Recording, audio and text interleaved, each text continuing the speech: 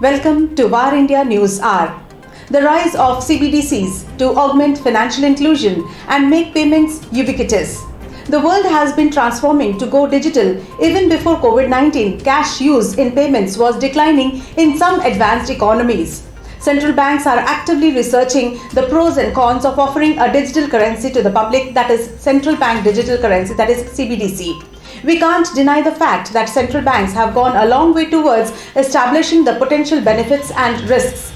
CBDC is a digital form of central bank money that is different from balances in traditional reserve or settlement accounts. CBDC would offer a new type of widely accessible, digitally issued money. Importantly, CBDC will not be a cryptocurrency. Cryptocurrencies are designed to work without a central issuing or controlling authority, have a fixed or system-determined money supply, and use distributed ledger technology to record and validate individual transactions using cryptography, that is blockchain. The central banks retain complete control over the currency and its issuance, and in most of the cases will track and certify transactions through a centralized ledger. The CBDC could be an important instrument for central banks to continue to improve a safe means of payment in step with wider digitization of people's day-to-day lives. CBDCs can enable the banks to not only enhance digital payments but also facilitate ease of payments at the very last mile.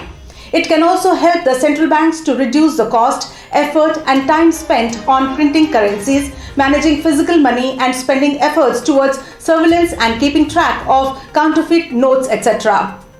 These developments have resulted in many central banks and governments stepping up efforts towards exploring a digital version of fiat currency, and its advantage is the digital currencies is that they are available ubiquitously, that is, as and when a customer needs it. It can also circumvent the middlemen who come in with cash transactions and can also prevent nefarious activities around money transfers and remittances while lowering the cost of remittance. Financial services firms are now using blockchain, which is a distributed ledger technology.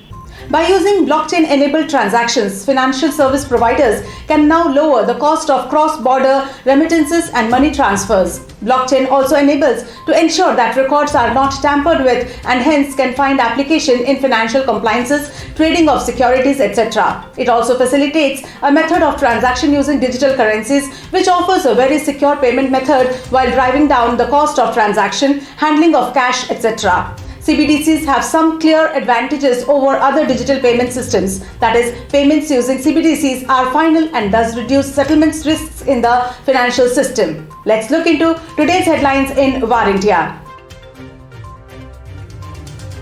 Cabinet approves the incentive scheme for semiconductors. The Cabinet has given a thumbs up to the Rs 76,000 crore incentive scheme for semiconductors. Under this scheme, India will set up more than 20 semiconductor design, components, manufacturing and display fabrication units over the next 6 years. The new semiconductor policy, named as the Program for Development of Semiconductors and Display Manufacturing Ecosystem, will help deepen India's manufacturing base. Intel to invest $7 billion in new plant in Malaysia. Following a global shortage of semiconductors, Intel corporations will invest more than $7 billion to build a new chip packaging and testing factory in Malaysia, expanding production in the country. It is said that the new advanced packaging facility in Malaysia is expected to begin production in 2024. The investment is expected to create over 4,000 Intel jobs and more than 5,000 construction jobs in the country. Ex-Twitter India head confirms exit from the company.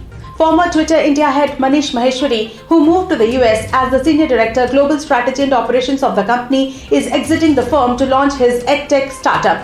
In his Twitter post, he wrote that, "I'm leaving Twitter to dedicate myself to education and teaching. While it is with a heavy heart that I leave Twitter, I am excited about the impact that can be created globally through education." Maheshwari said he was planning the startup to be named as Invact from quite some time now. CLSA predicts India's digital payments to reach $1 trillion by FY26. Research brokerage CLSA said, given increases in online purchases and digital adoption, we expect digital payments to grow to $900 billion to $1 trillion by FY26, or 30% of India's consumption. It further said that the value of digital payments in India will grow threefold from $300 billion in FY21 to $0.9 to $1 trillion in FY26, led by an increased adoption and rapid growth in UPI transactions. According to the estimates based on transactions in the first half of FY22, UPI transactions at $187 billion are close to surpassing $83 billion debit card transactions and $102 billion credit card transactions. Government passes proposal to raise legal age of marriage for women. The Union Cabinet has passed a proposal to raise the legal age of marriage for women from 18 to 21 years, the same as men. The government will now introduce an amendment to the Prohibition of Child Marriage Act 2006 and bring amendments to the Special Marriage Act and personal laws such as the Hindu Marriage Act 1955. The proposals have been made on the basis of the recommendations submitted to Niti Aayog by the Centre's task force, which was constituted to examine the matters pertaining to age of motherhood, imperatives of lowering maternal mortality rate, improvement of nutritional levels and related issues.